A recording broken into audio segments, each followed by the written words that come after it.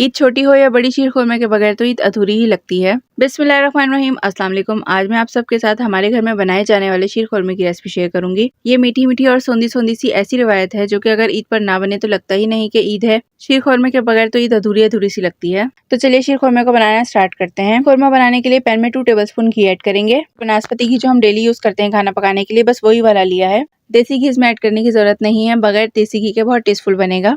साथ ही इसमें 1.5 कप सेवइयां शामिल करेंगे। शीर खुरमा बनाने के लिए सेवइयां आप इस तरह से ब्राउन सिकी हुई लिया करें, इससे शीर खुरमे में सौंधापन आता है। इस तरह सिकी हुई सेवइयां ना हो तो आप सेवइयों को आधे मिनट थोड़ा ज्यादा घी में फ्राई कर लें। सेवइयों को घी में बिल्कुल स्लो फ्लेम पर 1 मिनट तक हमने फ्राई करना है। ये देखें, मैंने यहाँ पर सेवइयां सिकी हुई ली थी तो इसको फ्राई होने में ज्यादा टाइम नहीं लगा। ये फ्राई हो चुकी हैं तो आप फ्लेम को बस ऑफ कर देंगे।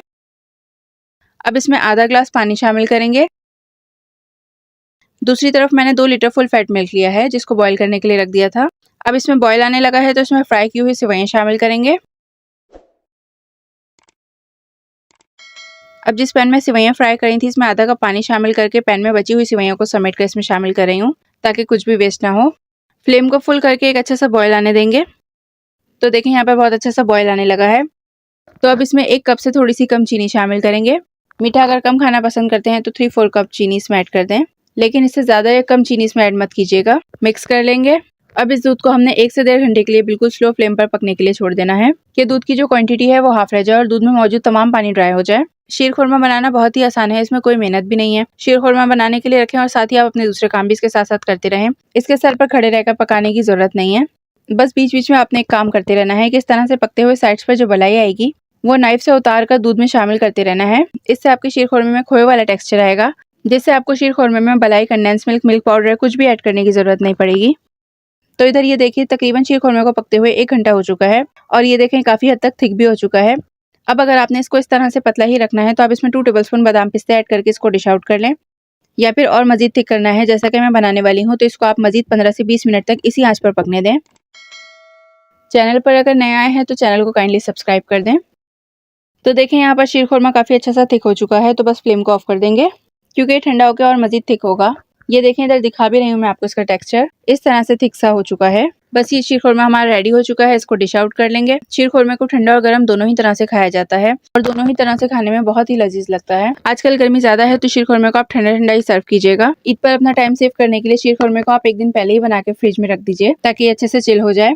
जितना ज्यादा ठंडा होगा इतना ही यम्मी लगता है खाने में। ये देखें कितना जबरदस्त सा क्रीमी थिक सा शीर खुरमा बन के रेडी हुआ है। ये थिकनेस देखें बिना किसी क्रीम, खोए मिल्क पाउडर, कंडेंस मिल्क और बगैर ही किसी कॉर्नफ्लोर के। और मेहनत भी इसमें कोई नहीं है, इसको बनाना ही बहुत ही आसान है और है भी बहुत बजट फ्रेंडली। इसमें ना तो किसी क्रीम, कंडेंस मिल्क, खोए या फिर मिल्क पाउडर का खर्चा है। हर ईद पर आप शीर खुरमा तो बनाते ही होंगे, तो इस बार हमारे सीक्रेट तरीके से शीर खुरमे को बनाएगा। आज मैं आप सबके साथ कोई इजी इंस्टेंट रसमलाई की रेसिपी शेयर करूंगी। घर के ही मौजूद सामान से बिल्कुल परफेक्ट, बाजार से भी बेहतरीन रसमलाई घर में बन के रेडी होगी। तमाम टिप्स और ट्रिक्स के साथ आपको रसमलाई बनाना बताऊंगी, जिससे पहली ही बार में आपकी रसमलाई बगैर टूटे, बगैर खिले एकदम परफेक्ट बनेगी। तो चलिए बनाना स्टार्ट करते हैं। रसमलाई बनाने के लिए मैंने यहाँ पर 1 लीटर फुल फैट मिल्क लिया है जिसको बॉईल करने के लिए रख दिया था। दूध में बॉईल आ चुका है तो फ्लेम को स्लो करके इसमें ऐड करेंगे हाफ टी स्पून इलायची पाउडर, 2 टेबलस्पून क्रश दरदरे से बादाम पिस्ते। बारीक बारीक काट के ऐड करना चाहें तो आप इसमें बारीक बारीक काट कर भी बादाम पिस्ते ऐड कर सकते हैं। 2 टेबलस्पून चीनी शामिल करेंगे और इसके साथ ही इसमें 3 टेबलस्पून कंडेंस मिल्क शामिल करेंगे। अच्छा, कंडेंस मिल्क ना हो आपके पास या फिर आप कंडेंस मिल्क इसमें ऐड ना करना चाहें तो आप इसमें चीनी 4 टेबलस्पून या फिर अपने टेस्ट के मुताबिक ऐड कर दीजिएगा, बट बहुत ज़्यादा चीनी इसमें अभी ऐड मत कीजिएगा क्योंकि ये दूध 15 से 16 मिनट तक पकेगा। तो पकने के बाद दूध की क्वांटिटी जो है वो कम हो जाएगी और मिठास ज़्यादा हो जाएगी। दूध में फ्लेवर और खुशबू के लिए सभी चीज़ें हमने इसमें ऐड कर दी हैं। फ्लेम को स्लो करके 12 से 15 मिनट तक दूध को इसी आंच पर पकने देंगे। इतनी देर में इसकी डो बना के रेडी कर लेते हैं। रसमलाई बनाने के लिए 1 cup full cream powder milk लेना है। पाउडर मिल्क अच्छी क्वालिटी का लीजिएगा, मैं यहाँ पर नीडो का यूज़ कर रही हूँ, बेस्ट रहता है। अब इसमें ऐड करेंगे हम सूजी 1 टीस्पून, 1/4 टीस्पून इलायची पाउडर, बेकिंग पाउडर ऐड करेंगे इसमें 1 टीस्पून, 1 टीस्पून मैदा ऐड करेंगे। अब ये सभी चीज़ें ऐड करके पहले ड्राई इंग्रेडिएंट्स को अच्छे से मिक्स कर लेंगे। इसके बाद इसमें एक अंडे को अच्छी तरह से बीट कर लिया है मैंने। आहिस्ता आहिस्ता अंडा इसमें शामिल करते जाएंगे और मिक्स करते जाएंगे। आपको अंडा ऐड करके इसको फिंगर से मिक्स ही करना है तो ये गुन जाएगा, मतलब इसकी डो रेडी हो जाएगी। इसको हमें प्रॉपर आटे की तरह से नहीं गूंदना और ना ही इसकी डो प्रॉपर आटे की तरह से बनेगी, एक स्टिकी सी डो बनेगी इसकी। अब इसमें अंडा हम इतना ही ऐड करेंगे जितनी की हमें इसमें ज़रूरत हो। ये पूरा अंडा इसमें ऐड नहीं करेंगे क्योंकि बास टाइम अंडे का साइज़ बड़ा होता है और बास टाइम अंडे का साइज़ स्मॉल होता है। मैंने इसमें तकरीबन 4 टेबलस्पून के बराबर अंडा ऐड किया है। डो बनाने के लिए जितनी अंडे की नीड होगी इतना ही हम इसमें अंडा ऐड करेंगे, बाकी का अंडा बचा लेंगे। अंडा बहुत ज़्यादा डालेंगे तो डो आपकी बहुत ज़्यादा नरम हो जाएगी, स्टिकी हो जाएगी। इनकेस अगर आपकी डो बहुत ज़्यादा नरम हो जाती है तो आप इसमें थोड़ा सा पाउडर मिल्क डाल के इसको एडजस्ट कर सकते हैं। डो को समेटते हुए ही मैंने इसमें 1 टीस्पून ऑयल ऐड करके इसको अच्छे से मिक्स कर लिया है। तो रसमलाई के लिए डो हमारी रेडी हो चुकी है। आप इस डो को 2 से 4 मिनट का रेस्ट देंगे तो ये अच्छे से सेट हो जाएगी। हाथों को ऑयल या फिर घी से ग्रीस कर लें ताकि बॉल्स आराम से बन जाएं, हाथों पर डो स्टिक ना हो। अब इसकी बॉल्स बनाना स्टार्ट करेंगे। अब थोड़ा सा पोर्शन लेके बॉल्स बनाएंगे। बॉल का साइज़ आपने बहुत ज़्यादा बड़ा नहीं रखना, जितना कॉइन का साइज़ होता है इतनी बड़ी बॉल बनानी है, क्योंकि ये पकने के बाद भी राइस होगी और साइज़ में डबल हो जाएगी। आपकी बॉल जितनी ज़्यादा फाइन बनेगी यानी जितनी क्रैकलेस बनेगी इतनी अच्छी रसमलाई भी आपकी बनके रेडी होगी। इसमें क्रैक्स होंगे तो कुकिंग के टाइम पे रसमलाई खिल जाएंगी और बिखर जाएंगी। अब देखिए यहाँ पर सारी बॉल्स इसी तरह से रेडी कर ली हैं मैंने। इतनी देर में दूध को पकते हुए भी 15 से 16 मिनट हो चुके हैं।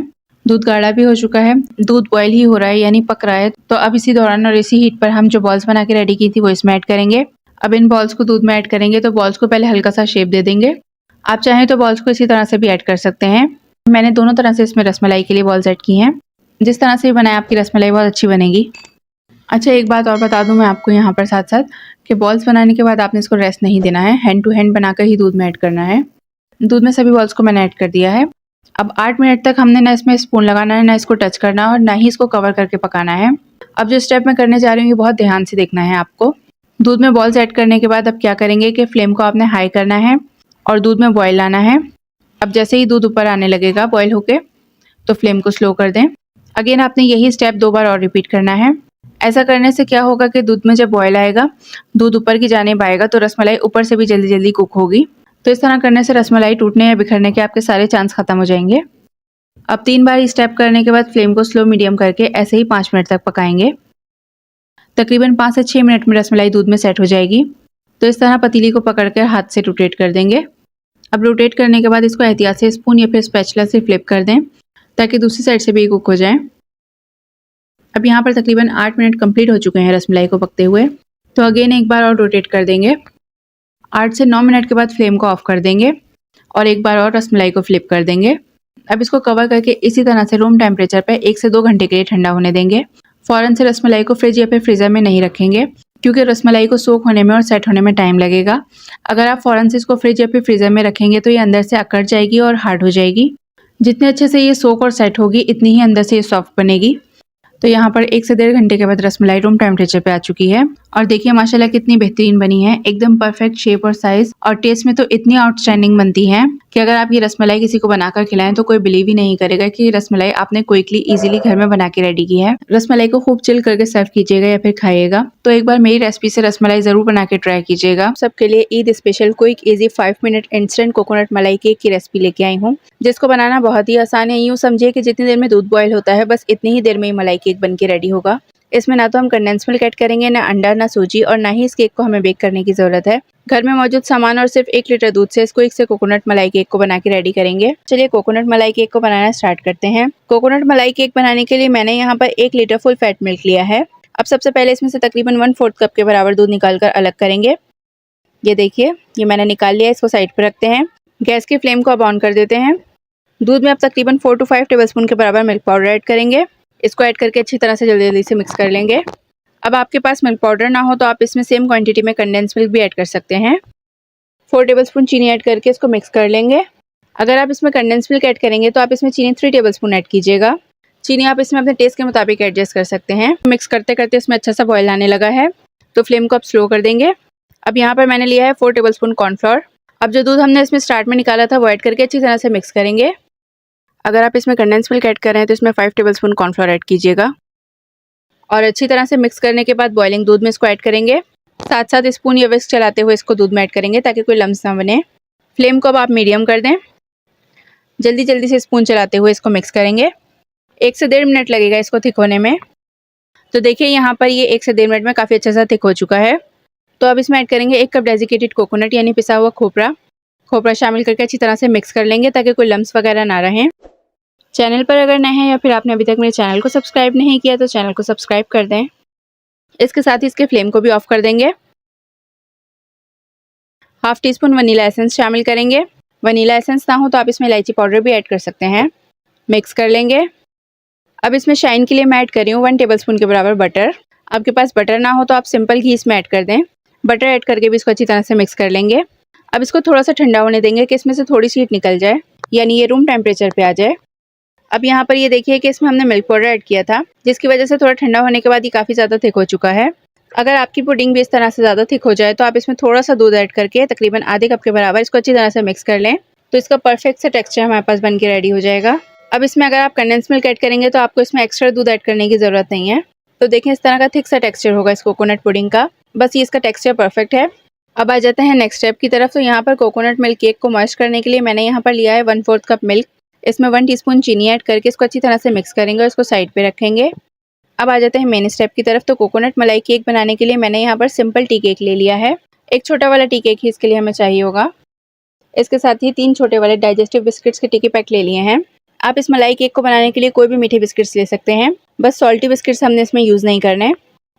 कोकोनट मलाई केक बनाने के लिए इस तरह की कोई भी डिश ले सकते हैं आप। इस तरह के ग्लास डिश आपके पास ना हो तो घर में मौजूद कोई भी डिश आप इस केक को सेट करने के लिए यूज़ कर सकते हैं। अब सबसे पहले डिश में केक पीसेस की लेयर लगाएंगे।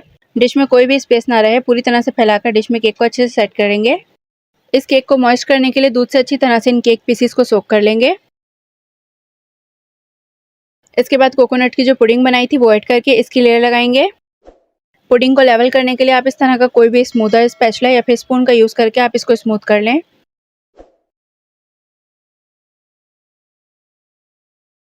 तो देखिए यहाँ पर कोकोनट पुडिंग की लेयर को स्मूथ करके सेट कर लिया है मैंने। अब इस पर थोड़े से रफली चॉप किए हुए पिस्ते ऐड करेंगे। ये ऑप्शनल है, ऐड करना चाहें तो ऐड कर दें, या फिर आप इसमें अपनी पसंद के कोई भी नट्स ऐड कर सकते हैं। पिस्ते ऐड करने के बाद इसमें बिस्किट्स की लेयर लगाएंगे।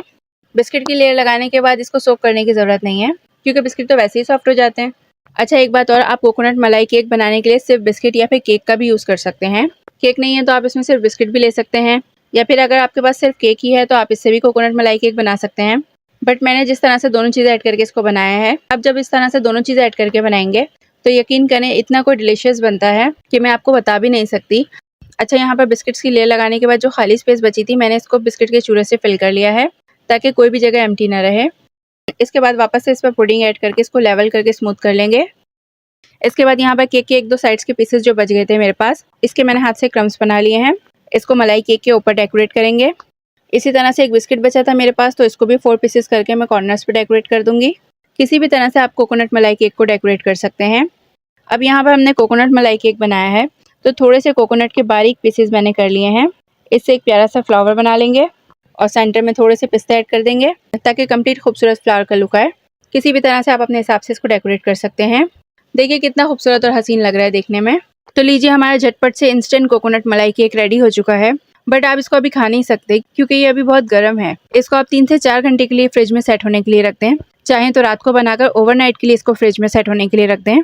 ये केक जितना ज़्यादा चिल होगा, इसको खाने में इतना ही मज़ा आएगा।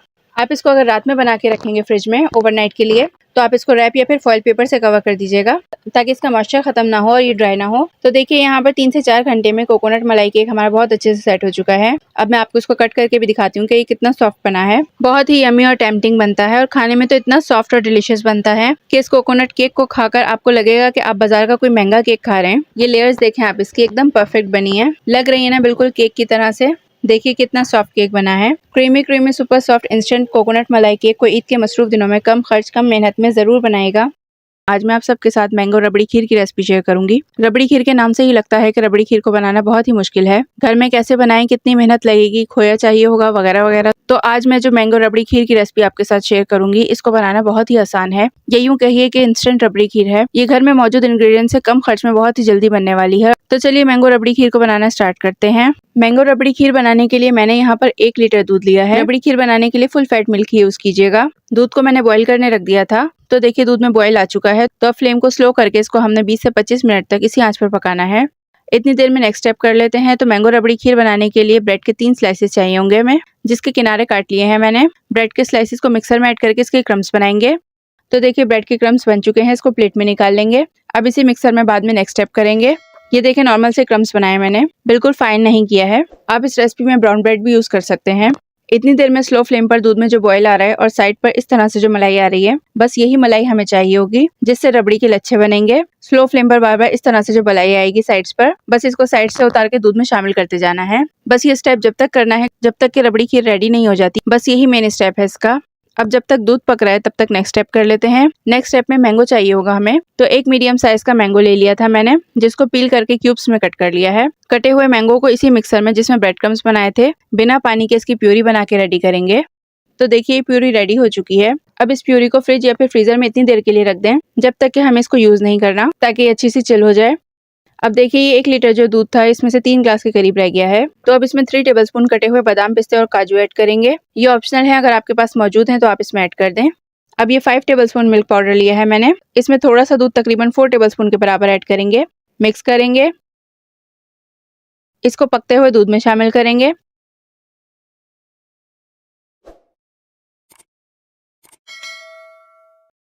मिक्स करेंगे, ब्रेड क्रम्स शामिल करेंगे इसमें। 3 टेबलस्पून चीनी ऐड करेंगे। चीनी कम ही ऐड करेंगे इसमें क्योंकि मैंगो प्यूरी भी हमने ऐड करनी है इसमें, तो आम जो है वो भी मीठा होता है।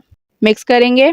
अब इस रबड़ी खीर में मलाई और खोया तो हम ऐड करेंगे नहीं, तो रबड़ी में क्रीमी टेक्सचर लाने के लिए मैंने 2 टेबलस्पून वनीला कस्टर्ड लिया है। इसमें 5 टेबलस्पून दूध शामिल करेंगे। मिक्स करेंगे। अब इस मिक्सचर को स्पून चलाते हुए दूध में ऐड करेंगे और बस कस्टर्ड ऐड करने के 1 से 2 मिनट के बाद ये थिक होना स्टार्ट हो जाएगा।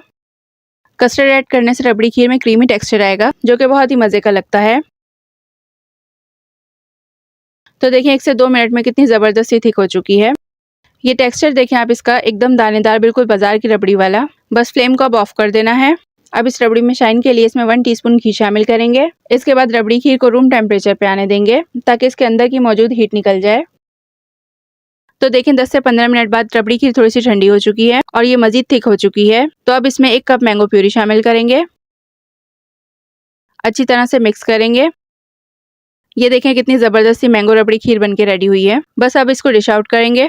मैंगो रबड़ी खीर को अब आप फ्रिज या फिर फ्रीजर में अच्छी तरह से चिल करके खाइएगा। ये मैंगो रबड़ी खीर जितनी चिल होगी इसको खाने का इतना ही टेस्ट आएगा। थोड़े से नट्स ऊपर से गार्निश कर देंगे, कुछ मैंगो के चंक्स इसके ऊपर डेकोरेट कर दें। किसी भी तरह से आप मैंगो रबड़ी खीर को डेकोरेट कर सकते हैं। मैंगो के सीजन में ठंडी ठंडी मैंगो रबड़ी खीर को आप भी एक बार जरूर बनाएगा। आज मैं आप सबके साथ बहुत ही टेस्टी, डिलीशियस और क्रीमी शादियों वाली फिरनी की रेसिपी शेयर करूंगी, जो हम शादियों में फिरनी खाते हैं। एक बाइट लेने के बाद आप इसका टेस्ट भूल नहीं पाएंगे। बहुत ही मजेदार और लजीज बनती है। इसको बनाने में ज्यादा टाइम भी नहीं लगता, तकरीबन 10 से 15 मिनट लगते हैं इसको रेडी होने में। चलिए फिरनी को बनाना स्टार्ट करते हैं। फिरनी बनाने के लिए सबसे पहले चावल चाहिए होंगे हमें। तो यहाँ पर मैंने 5 टेबलस्पून बासमती चावल लिए हैं। चावलों को 2 घंटे के लिए पानी में भिगोकर ड्राई कर लिया है।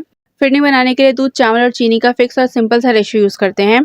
खासकर चावल आपने इसमें बहुत एहतियात से यूज करने होते हैं। चावल की क्वांटिटी ज्यादा होगी तो वो खीर की फॉर्म में आ जाएगा, फिरनी नहीं रहेगी। चावलों को मिक्सर में ऐड करके इसको दरदरा कर लेंगे। बिल्कुल फाइन नहीं करना है हमने। ये देखें इधर मैं दिखा भी रही हूँ आपको। आप इस तरह से चावलों को फिरनी के लिए रेडी करके फ्रिज में भी रख सकते हैं। फिर जब भी कभी आपका फिरनी खाने का दिल करे तो आप फ्रिज से चावल निकाल कर फिरनी रेडी कर सकते हैं।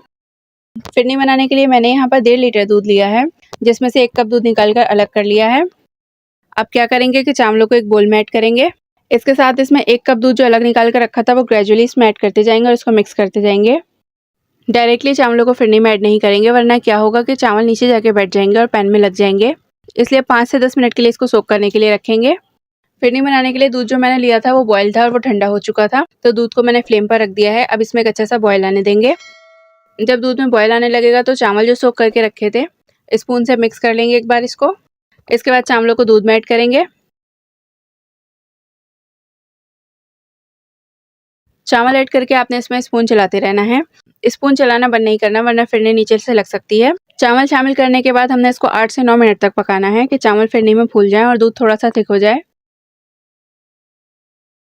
8 से 9 मिनट के बाद अब इसमें 1 पिंच ज़ाफ़रान ऐड करेंगे। ये ऑप्शनल है, अगर आपके पास है या आप ऐड करना चाहें तो आप ऐड कर दें, वरना स्किप कर दें। मिक्स कर लेंगे। अब तकरीबन 10 मिनट यहाँ पर फिरनी को पकते हुए हो चुके हैं।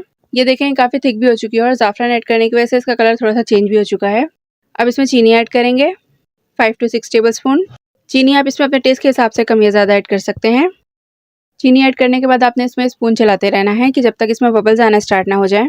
तो देखिए यहाँ पर चीनी ऐड करने के बाद बबल्स आना स्टार्ट हो गए हैं। तो इसमें 1 पिंच सब्जी इलायची का पाउडर या फिर सब्जी इलायची के दाने इसमें मोटे मोटे दरदरे करके ऐड करेंगे। ये ऐड करके अच्छी तरह से मिक्स करेंगे और फ्लेम को ऑफ कर देंगे। तो देखिए यहाँ पर 15 से 16 मिनट में बिल्कुल परफेक्ट फिरनी हमारी रेडी हो चुकी है। ये देखें, मैं आपको दिखा भी रही हूँ इसकी थिकनेस। बस ये इतनी ही पतली होती है, ज़्यादा थिक नहीं होती। इससे ज़्यादा इसको नहीं पकाना, वरना ये थिक होकर खीर की फॉर्म में आ जाएगी। फिरनी पतली और दानेदार होती है, चावल का हल्का हल्का सा दाना मुंह में आए जब भी फिरनी खाने का मजा आता है। अब ये फिरनी आपको पतली लग रही होगी तो ये ठंडी होने के बाद थिक होगी। फिरनी को मिट्टी के बोल में सर्व करेंगे। ठंडी ठंडी फिरनी खाने का मजा ही मिट्टी के बर्तन में आता है। ऊपर से चांदी के वर्क और बादाम पिस्ते से गार्निश कर देंगे। तो लीजिए जी, बहुत ही जबरदस्त, डिलीशियस, सुपर टेस्टी, एकदम शादियों वाली फिरनी हमारी रेडी हो चुकी है। फिरनी को आप अच्छी तरह से चिल करके सर्व कीजिएगा, बहुत ही मजे की लगती है ये देखें, इसका टेक्सचर आपको अभी पतला लग रहा होगा क्योंकि ये अभी गर्म है। आप फ्रिज में चिल करके इसको सर्व करेंगे तो ये थोड़ी थिक होगी। आज मैं आप सबके लिए बहुत ही यम्मी और डिलीशियस मैंगो लबेशीरी की रेसिपी लेके आई हूँ, जिसको मैं सिर्फ आधे लीटर दूध से बनाऊंगी और ग्लास में सर्व करूंगी। ये लबेशीरी दिखने में जितना अट्रैक्टिव है, खाने में इतना ही मजेदार बनता है। मैंगो लबेशीरी को बनाने में सिर्फ 8 से 10 मिनट लगते हैं। चलिए बनाना स्टार्ट करते हैं। मैंगो लबेशीरी बनाने के लिए सबसे पहले जेली बना के रेडी करेंगे। तो जेली बनाने के लिए सबसे पहले एक पैन में 400 ml पानी शामिल करेंगे। मैं यहाँ पर 2 पैकेट मैंगो जेली बनाऊंगी, तो इसके लिए मैंने यहाँ पर 400 ml पानी लिया है। आपके इंस्टेंट जेली के पैकेट पर जो इंस्ट्रक्शंस मौजूद हो, आप उसको फॉलो करते हुए जेली को सेट कर लीजिएगा। तो यहाँ पर पानी में बॉयल आ चुका है, तो मैंगो इंस्टेंट जेली के 2 पैकेट मैं इसमें ऐड कर रही हूँ। आप सिर्फ 1 पैकेट इंस्टेंट जेली बनाकर मैंगो लबेशीरी में ऐड कर सकते हैं। जेली तो सभी की फेवरेट होती है, लबेशीरी और कस्टर्ड वगैरह में जेली ज्यादा ही अच्छी लगती है। और मैं लबेशीरी ग्लास में सर्व करूंगी तो उसके लिए जेली मुझे थोड़ी ज्यादा ही चाहिए होगी, इसलिए मैंने यहाँ पर जेली के 2 पैकेट्स लिए हैं। अब जेली को किसी भी खुले बर्तन या प्लेट में निकाल कर सेट होने के लिए रखेंगे। जेली को आप पहले रूम टेम्परेचर पे आने दीजिएगा, फिर इसको फ्रिज में ठंडा होने के लिए रख दीजिएगा ताकि अच्छे से चिल हो जाए।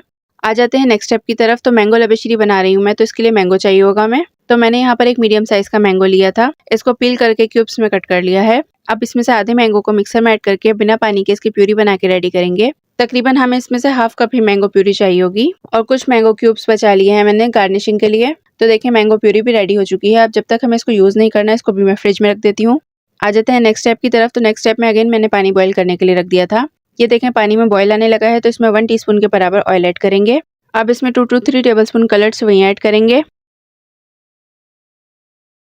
मिक्स करेंगे और इसको बॉईल कर लेंगे। 2 से 3 मिनट लगेंगे सेवइयों को रेडी होने में। क्वांटिटी में कम है, इसलिए बहुत जल्दी बॉईल हो जाएंगी।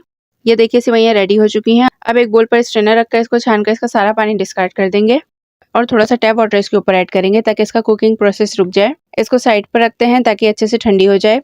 अब आ जाते हैं मेन स्टेप की तरफ। तो लबेशीरी बनाने के लिए कस्टर्ड बना के रेडी करेंगे। तो उसके लिए मैंने यहाँ पर हाफ लीटर दूध लिया है, इसको एक पैन में ऐड करेंगे। अब इसमें एक अच्छा सा बॉयल आने देंगे। जब तक दूध में बॉयल आ रहा है तब तक कस्टर्ड का मिक्सचर बना के रेडी कर लेते हैं। तो यहाँ पर मैं 3 टेबलस्पून मैंगो कस्टर्ड का यूज़ कर रही हूँ। इसमें तकरीबन 3 to 4 tablespoon room temperature milk add करके इसका मिक्सचर रेडी करेंगे। अच्छे से मिक्स कर लेंगे ताकि कोई लम्स वगैरह ना रहें। मैंगो कस्टर्ड ना हो तो आप वनीला कस्टर्ड भी यूज़ कर सकते हैं। तो जी, ये कस्टर्ड का मिक्सचर हमारा रेडी हो चुका है। अब दूध में भी अच्छा सा बॉयल आने लगा है, तो इसमें ऐड करेंगे हम 3 टेबलस्पून कंडेंस मिल्क। 1 टेबलस्पून चीनी शामिल करेंगे, मिक्स करेंगे। 1 से 2 मिनट तक लो मीडियम फ्लेम पर दूध को कुक करेंगे। 1 से 2 मिनट के बाद इसमें कस्टर्ड का मिक्सचर शामिल करेंगे। अच्छी तरह से जल्दी जल्दी से मिक्स कर लेंगे। अब इसमें मैं यहाँ पर ऐड कर रही हूँ 1/4 टीस्पून मैंगो एसेंस। ये ऑप्शनल है, अगर आपके पास है तो ऐड कर दें, वरना स्किप कर दें। मिक्स करेंगे और बस अब कस्टर्ड को थिक होने तक हमने कुक करना है। 1 से 2 मिनट लगेंगे कस्टर्ड को थिक होने में। तो यहाँ पर कस्टर्ड अच्छा सा थिक हो गया है, तो बस फ्लेम को ऑफ करके कस्टर्ड को रूम टेम्परेचर पे आने देंगे। आपके पास टाइम हो तो रूम टेम्परेचर पे आने के बाद कस्टर्ड को फ्रिज में रख दीजिएगा ताकि अच्छा सा चिल हो जाए। इतनी देर में जेली भी अच्छे से सेट हो चुकी है, तो बस जेली को नाइफ की हेल्प से काट लेंगे। साथ ही अगर आप मेरे चैनल पर नए हैं या फिर आपने अभी तक मेरे चैनल को सब्सक्राइब नहीं किया तो चैनल को सब्सक्राइब कर दें। मैंगो जेली की जगह आप इसमें कोई भी जेली ऐड कर सकते हैं। ये देखें, जेली को काट लिया है मैंने। कस्टर्ड भी हमारा रूम टेम्परेचर पे आ चुका है और ये ठंडा होने के बाद मजीद थिक हो चुका है। ये देखिए, अब इसको ज़्यादा टाइम के लिए ठंडा होने के लिए रखेंगे तो ये और अच्छा सा थिक हो जाएगा। अब इसमें बॉयल कलर्ड सेवइयां ऐड करेंगे 1 कप। मैंगो की जो प्यूरी बनाई थी वो शामिल करेंगे इसमें आधा cup. 4 tablespoon tetra pack cream add करेंगे। 3 टेबलस्पून कटे हुए मिक्स नट्स शामिल करेंगे। जेली ऐड करेंगे, इसमें जितनी कम या ज़्यादा जेली आप इसमें ऐड करना चाहें ऐड कर दें। मैंगो के चंक्स ऐड करेंगे जितने आप ऐड करना चाहें। मैंने यहाँ पर आधा कप मैंगो के चंक्स इसमें ऐड किए हैं। 2 टेबलस्पून सोक की हुई किशमिश ऐड करेंगे। बस अब इन तमाम चीज़ों को कस्टर्ड में अच्छी तरह से मिक्स करेंगे। तो देखें, सभी चीज़ें अच्छे से मिक्स हो चुकी हैं। अब मैंगो लबेशीरी को ग्लास में सर्व करने के लिए ग्लास में सबसे पहले जेली की लेयर लगाएंगे। कुछ मैंगो के चंक्स इसके ऊपर ऐड करेंगे। इसके बाद लबेशिरी ग्लास में ऐड करेंगे। लबेशिरी की लेयर लगाने के बाद आप मैंगो प्यूरी की लेयर भी लगा सकते हैं और वापस से लबेशिरी इसके ऊपर ऐड कर सकते हैं। इस तरह देखने में और ज़्यादा अट्रैक्टिव लगेंगे ये जो मैंगो शॉट्स हमने बनाए हैं। मैंगो लबेशिरी को आप किसी बोल या फिर डिश में भी सर्व कर सकते हैं और अपनी मर्जी के मुताबिक इसको डेकोरेट कर सकते हैं। तो यहाँ पर हमारा बहुत ही डिलीशियस सा मैंगो लबेशिरी शॉट रेडी हो गया है। इंडिविजुअल सर्विंग है तो हर एक के लिए परफेक्ट है। आप इसको किसी भी स्पेशल डिनर के लिए बना के रेडी कर सकते हैं। ना केक, ना पेस्ट्री, ना मिठाई, मक्खन की तरह मुंह में जाते ही घुल जाए। जायका ऐसा लाजवाब कि खाने वालों का खाने से हाथ ही ना रुके। ईद स्पेशल बहुत जबरदस्त super easy super quick dessert की रेसिपी लेके आई हूँ। इसमें कोई बेकिंग नहीं है और ना ही बहुत ज्यादा मेहनत है। बनाने में बहुत ही आसान है। घर में मौजूद ब्रेड हो तो आप झटपट से ये डेजर्ट बना लेंगे। तो चलिए फिर क्विक से अपने Eid special mouth melting dessert को बनाना स्टार्ट करते हैं। अरेबियन ब्रेड पुडिंग बनाने के लिए मैंने यहाँ पर 3 कप दूध लिया है। अब इसी दूध में से पहले आधे कप के बराबर दूध निकालकर अलग कर लेंगे और इस दूध को साइड पे रखेंगे। अब दूध में बॉयल आने देंगे। तो देखिए यहाँ पर दूध में बॉयल आ चुका है। तो अब इसमें ऐड करेंगे 3 टेबलस्पून चीनी। साथ ही इसमें 1/4 टीस्पून इलायची पाउडर ऐड करेंगे। 2 टेबलस्पून कटे हुए बादाम पिस्ते शामिल कर देंगे। मिक्स करके फ्लेम को स्लो करके दूध को 2 से 3 मिनट तक पकने देंगे। अब जितनी देर में दूध पकेगा इतनी देर में नेक्स्ट स्टेप की तरफ आ जाते हैं। तो नेक्स्ट स्टेप में जो दूध निकाल कर अलग किया था इसमें वनीला कस्टर्ड पाउडर ऐड करेंगे 3 टेबलस्पून। मैं यहाँ पर वनीला कस्टर्ड का यूज़ कर रही हूँ। आपके घर में जो भी कस्टर्ड मौजूद हो वो आप इसकी जगह पर ले सकते हैं। दूध में कस्टर्ड ऐड करने के बाद अच्छी तरह से मिक्स कर लेंगे कि इसमें कोई लम्स वगैरह ना रहें। दूध में कस्टर्ड ऐड करने के लिए रेडी है। अभी फ़िलहाल इसको एक साइड पे रखते हैं। दूसरी तरफ मैंने यहाँ पर 1 पैकेट टेट्रा पैक की क्रीम ली है। इसमें 4 टेबलस्पून कंडेंस मिल्क ऐड करेंगे। कंडेंस मिल्क ऐड करके मिक्स कर लेंगे। अब मिक्स करने के बाद यहाँ पर 1/4 टीस्पून के बराबर वनीला एसेंस मैं ऐड कर रही हूँ। इसको ऐड करने से डेजर्ट का टेस्ट नेक्स्ट लेवल पर चला जाता है। ये टोटली ऑप्शनल है, अगर आपके पास है तो ऐड कर दें, वरना जो इलायची पाउडर हमने इसमें ऐड किया है इससे भी इस डेजर्ट का टेस्ट बहुत ही मज़े का आता है। वनीला एसेंस ऐड करके मिक्स करने के बाद अब इसको भी एक साइड पे रख देते हैं। इतनी देर में दूध को पकते हुए भी 3 से 4 मिनट हो चुके हैं। एक बार स्पून चलाकर मिक्स कर लेंगे। अब इस बॉइलिंग दूध में कस्टर्ड का जो मिक्सचर बना के रेडी किया था वो ऐड कर देंगे। एक हाथ से चलाते जाएंगे और दूसरे हाथ से मिक्स करते जाएंगे।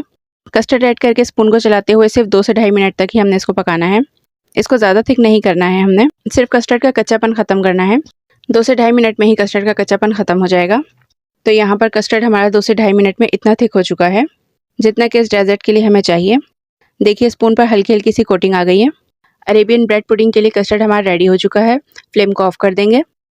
अपने माउथ मेल्टिंग डेजर्ट को रेडी करने के लिए मैंने यहाँ पर एक खुली डिश ले ली है और इसमें ब्रेड के स्लाइसेस के एजेस रिमूव करके इनको अरेंज कर लिया है। डिश की साइड्स की जो खाली स्पेस थी उसको भी मैंने ब्रेड के छोटे पीसेस कट करके इसको साइड में सेट कर लिया है। टोटल 8 से 9 ब्रेड के स्लाइसेस ये डेजर्ट बनाने के लिए आपको चाहिए होंगे। अब इस पर तैयार किया हुआ गरम गरम कस्टर्ड ऐड कर देंगे। कस्टर्ड गरम गरम ही आपने इसमें ऐड करना है। अक्सर डेजर्ट वगैरह में कस्टर्ड को रूम टेम्परेचर पर आने के बाद या फिर चिल करके डेजर्ट को असेंबल करते हैं, बट इसमें हमने कस्टर्ड को पकाकर फ़ौरन से ही ऐड कर देना है क्योंकि इस डेजर्ट के लिए हम ब्रेड को सोक नहीं कर रहे और कस्टर्ड भी हमने ज़्यादा इसीलिए थिक नहीं बनाया था कि ब्रेड के जो स्लाइसेस हैं वो कस्टर्ड से ही सोक हो जाएं। यहाँ पर आधा कस्टर्ड मैंने ब्रेड के स्लाइसेस पर ऐड करके स्प्रेड कर लिया है।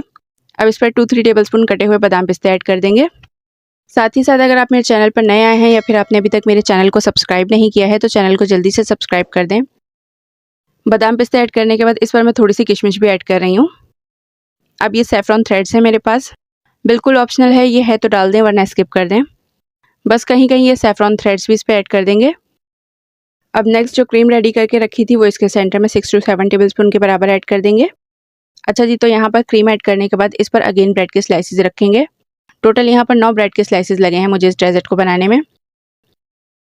अब इस पर वापस से बचा हुआ कस्टर्ड ऐड कर देंगे। कस्टर्ड को इवनली स्प्रेड कर लेंगे। अब इसके टॉप पर बाकी बची हुई क्रीम सारी ऐड कर देनी है। इसी दौरान मेरी रेसिपी वीडियो आप सबको पसंद आ रही है तो वीडियो को लाइक कर दें और अपनी फीडबैक कमेंट बॉक्स में मेरे साथ ज़रूर शेयर किया करें। क्रीम ऐड करने के बाद क्रीम को साइड्स पर सब जगह पर फैला लेंगे।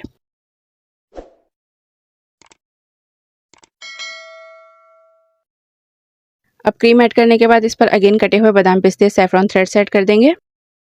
ऊपर की डेकोरेशन तो आप किसी तरह से अपनी मर्जी से भी कर सकते हैं। अब एंड में अपने ईद स्पेशल डेजर्ट को कलरफुल अट्रैक्टिव बनाने के लिए कुछ स्प्रिंकल्स भी मैं इसके कॉर्नर्स में ऐड कर रही हूँ। ईद स्पेशल डेजर्ट है तो खाने में लाजवाब तो बनता ही है। अगर थोड़ी सी डेकोरेशन ऊपर कर लें तो आपकी ईद टेबल को भी 4 चांद लग जाएंगे। तो लीजिए जी, यहाँ पर हमारा Eid special dessert Arabian bread pudding ready हो चुका है। अब इस डेजर्ट को तकरीबन आप 4 से 6 घंटे के लिए फ्रिज में सेट होने के लिए रख दीजिएगा। इस डेजर्ट को आप खूब चिल करके सर्व कीजिएगा। जितना ज़्यादा टाइम के लिए आप इसको फ्रिज में सेट होने के लिए रखेंगे, इसको खूब चिल करके सर्व करेंगे, इसको खाने में उतना ही मज़ा आएगा। ईद की दावत के लिए बनाएं तो रात को ही बनाकर फ्रिज में रख दें। जितना चिल होगा इतना ही मज़ा आएगा इसको खाने में। इस डेजर्ट को हमने ब्रेड ऐड करके बनाया है। जब आप खूब चिल करके इस डेजर्ट को सर्व करेंगे तो यकीन करें कोई पहचान ही नहीं पाएगा कि इसमें आपने ब्रेड ऐड की है। बिल्कुल केक का टेस्ट आएगा आपको इसमें, नरम मुलायम इतना कि मुंह में जाते ही घुल जाएगा। मेरे क्विक से बनने वाले अरेबियन ब्रेड पुडिंग को आपने ईद के पहले दिन दावत में तो ज़रूर ही बनाना है। रेसिपी वीडियो पसंद आई हो तो वीडियो को लाइक करके फ्रेंड्स और फैमिली के साथ शेयर कर दें। इंशाल्लाह मिलते हैं नेक्स्ट वीडियो में एक नई रेसिपी के साथ। अल्लाह हाफिज़।